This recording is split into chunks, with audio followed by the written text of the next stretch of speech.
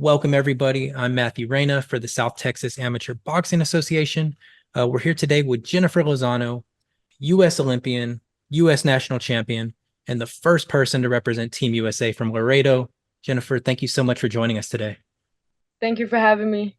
Absolutely. So let's start with this. The basic question: how did you get started in boxing? What are your earliest memories of wanting to be a boxer? I started boxing because when I was a kid, getting out of elementary school on my way home, walking, I used to get into a lot of street fights because I was a very overweight kid. So I used to get bullied a lot. And so those bullies would kind of wait for me and stuff, and like they just pick on me in school, out of school. Um, and so I just got to a point where I just wanted to defend myself. I never had the courage to really like hit somebody back because I was raised by my grandma and my mom. So they always taught me like don't hit nobody back, like say no to violence type of stuff. And then yeah, like I ended up joining a gym in the South Side after I asked my mom if I could, just join a boxing gym. She was like, all right. And then I just I fell in love with the fundamentals of just boxing. Like they had me shadow box for like 2, 3 hours the first day. That's all they had me do. And just knowing that like made me feel powerful, and it just made me feel like okay, I can defend myself now. Like nobody's gonna pick on me. Um, like I'm cool now. So but still that wasn't enough because I still got in fights. I still kept getting picked on and stuff like that. Um, and so after being there for a while, I ended up losing a lot of weight. Um, and I ended up asking my mom that I wanted to join the gym. Like I want to be winning belts and trophies and all that kind of cool stuff. Cause I would see the guys like coming to the gym like excited, showing off their belts and their trophies and medals. And it was always guys. I was the only girl. Like there's a few other like little girls and stuff like that in that gym, but I was like, dang, like I never see girls like come in with like belts or trophies or medals. Like I want to do that.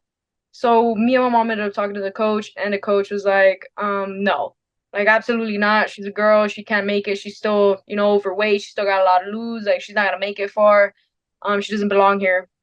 And my mom just kind of looked at him and was like, okay, like just watch her. She's gonna be something great. Just watch. And so at that time, like because I was still overweight, I still continued with sports, basket, soccer, track, everything. But as good as I was in those sports, I didn't really enjoy it. Like to me, it was just a hobby, just to have fun type. But I didn't want to get better. I don't want to excel in them. I guess if you can put it into that perspective in those words. And so my mom noticed that, and she ended up finding a gym, which is the one I'm currently still in. Kind of up north of Laredo. I joined. I was in their teenage classes, and uh I was there's two girls in that teenage class. It was me and some other older girl, but she didn't spar.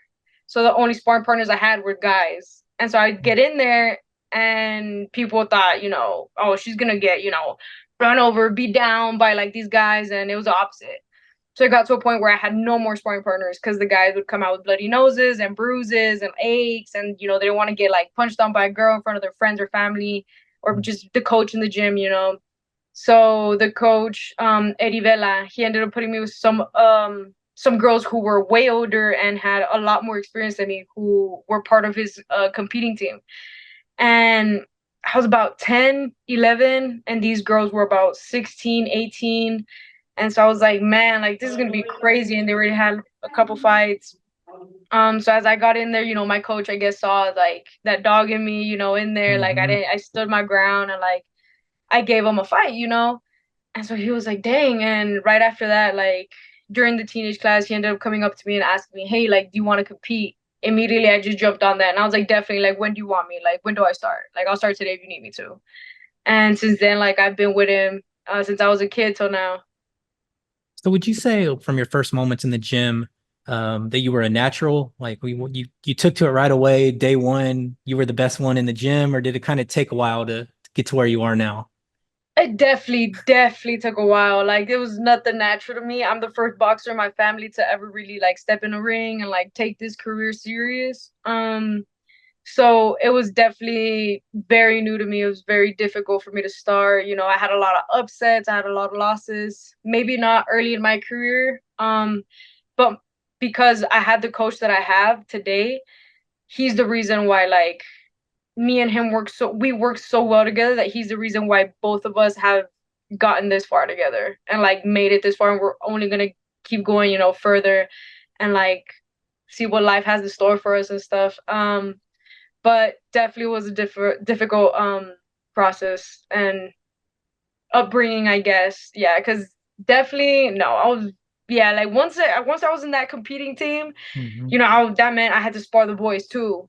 Right. So those boys they had 60, 80 fights already, and they were his boys, they were his sons. So it was like, man, it would be crazy. I'd get beat down on, there'd be times I'd be crying and like times I'd be like, man, like I'm just not good. But that never stopped me. Like I always wanted to get better, and I knew that my coach always told me, like in the beginning, like he was like, get beat down now, get beat, get rocked, get whatever right here, right now in the gym where only we watch you, we see you. And when it comes to fight time, that doesn't happen.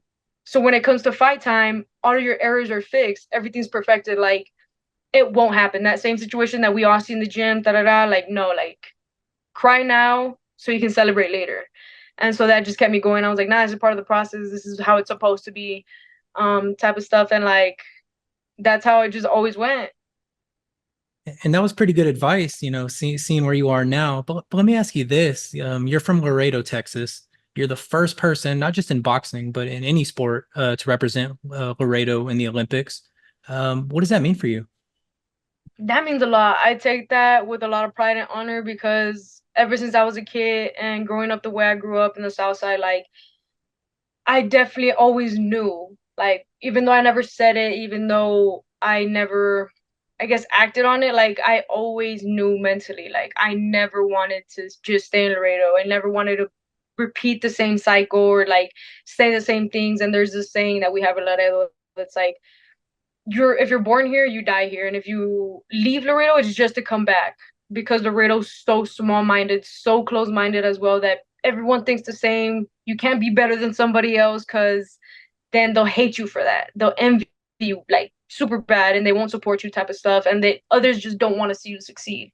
So I always remembered like I don't want to be like that. Like I want to help push. And it was always this mentality like it's either school or the streets. And I lost a lot of friends to the streets. And I hated that. I hated that that was who I was surrounded by. And I couldn't get out of that. But I still was in my mind like, no, I'm gonna be the change in my city. Like I'm gonna be the change and I'm gonna open minds and I'm gonna make sure people know like that anything is possible. And that you can make it out, that this isn't the only life you have, this isn't the only, your story doesn't end in Laredo, like that's not it, or like the same stigmas, the same cycle and stuff like that. So as soon as I qualified and did that, like I knew I was breaking barriers, and I knew I was about to make these changes I always thought I was going to make for the city and for younger generations as well. um and hopefully, God willing, around the world as well. Now that you've made those changes for the city, I wonder, will you have any friends and family in the audience in Paris supporting you during the Olympics?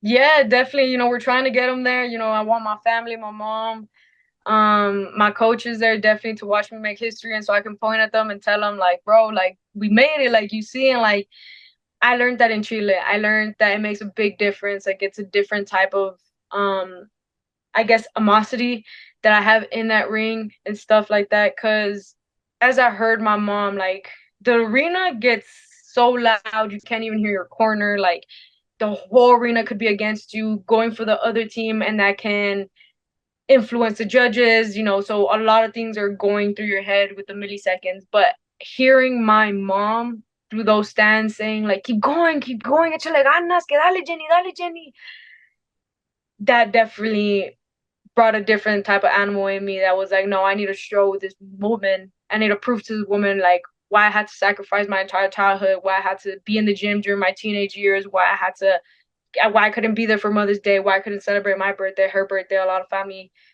occasions, emergencies, and stuff that I couldn't attend to because I was in the gym, because I was in tournaments, because I was out of the state. And so, yeah, like that was my biggest motivation, just showing my mom that everything is paying off, that that's why I did it, and that she's my why. Let me ask you this. So you start in South Texas, you're beating everybody, you move up.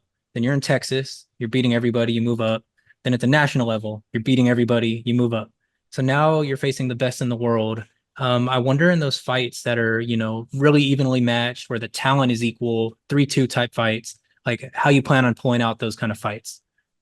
Man, in those type of fights, they call me La Traviesa for a reason. I'm gonna make sure I come out and I'm gonna make sure I bully you around as much as I can, as obvious as I can to take that round, and just to make sure the judges see that I'm being the aggressor, I'm being the pusher, I'm the one that's relaxed, I'm the one that's fighting every second to make sure this person is hurt. And I'm gonna try to hurt you if I am down. Like I'm gonna do whatever I can to really close my fist and make sure your face is like knotted up, red, anything to make sure like that's my round. And if it doesn't go my way because of the judges, it's okay because the public saw or the public sees. But at the end of the day, like my hand needs to get raised and every second counts. So I'll definitely be pushing the pace a lot more. I wonder what that feels like for for people that aren't boxers. Say it's a really close fight. You hear on the loudspeaker 3-2 decision. They haven't said the name yet. What does that feel like in that moment? Um, I can't even like really see the scorecards. I just know I'm down because my coach will tell me like, "Damn, like you're down," and like they won't like say how much, but they'll be like, "You're down. You need to take this round."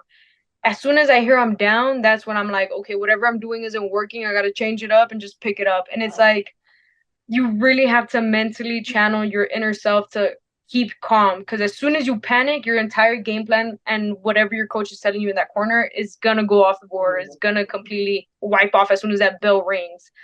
So it's really about keeping your composure and just breathing and knowing, okay, like I've been prepared for this. Okay, like she's not gonna beat me. And that's exactly what I tell myself. Like I've worked way too hard. I've gone through way worse. I've gone through too much. Like I'm not gonna let this person in front of me beat me like this so easily, like if I'm nobody. Like no, absolutely not. Like if I'm gonna lose, I'm losing to the best, and it's because they worked harder than me, and it's because I let myself down, and because they're just better than me. But I truly believe that no one's better than me, and so I truly know that I gotta come out with a different game plan, and I'll fight to the very last second. Let me ask you this because we're going to post this to the Stabble webpage. So there's going to be a lot of referees, a lot of judges that watch this. I wonder if there's anything that referees do that annoys you when you're in the ring, or do you not even, you're not focused on that at all? Kind of. I guess when they separate us a little bit too much, like when we're not even in a clinch, or um, if they don't get out of the way, like, and they're just kind of like just standing there and then push us to the side. And it's like, dude, like, get out the way. Like, it's you. Like, it's not us. Like, um, cause like it's just kind of annoying, and it kind of like I'll be setting up a shot, and then because the ref is there, like I can't throw it because I'm like, dude, I'm gonna hit you. Like, you need to move. And sometimes they'll just kind of push us, like, stay in the center. And it's like, bro, like, it's not even us. So it gets kind of annoying. I haven't had too many fights like that. But usually when I do, like, yeah, it does get annoying. But I don't let it distract me. It's just kind of like I'll remember after the fight, and I'll be like, oh, like, and I'll talk about it. But it's nothing like that affects my game plan or like the way I fire or anything like that. And as we start to wrap this up, this question actually comes from the South Texas president, Eddie Garcia. He wanted to know if you could give one piece of advice to your 8-year-old self, when you're starting in the Pee Wee ranks, what would that be? I tell myself that I have to be patient. I tell myself, be patient. It's okay. Breathe. And like, it's gonna get worse. Trust me. Like, this process, this journey is only gonna get worse. You're not gonna get supported. You're not gonna get that type of love you want. You're gonna lose people. You're gonna have people. You're gonna gain better trust and stuff like that and friends, but it's gonna be worth it in the end. Cause little me would have never imagined that I'd be out here. It was always a dream. It was always a dream. But for it to become a reality was damn near impossible. Like, it was something that people called me crazy for. It was something that only came out in the movies, only came out where in like big cities, in like known cities and big states and stuff like that. Nowhere near like the border town in a small speck of a town, right on the edge of the border. Like, never that. So truly working towards that, making it possible, definitely definitely was worth everything I've gone through to get here. And I definitely tell myself, my little self, that just to be patient and breathe, that it's gonna get better. And let's close with this one. For the millions of people, maybe billions of people that tune in for the Olympics, what can they expect to see from Jennifer Lozano? La traviesa in there, nothing but dog and grit in there, definitely for sure. All right, and with that, Jennifer Lozano is a U.S. Olympian from Laredo, Texas, U.S. national champion, and the first person to represent Team USA from Laredo. Jennifer, thank you so much for joining us today. Thank you so much for having me. It was a pleasure.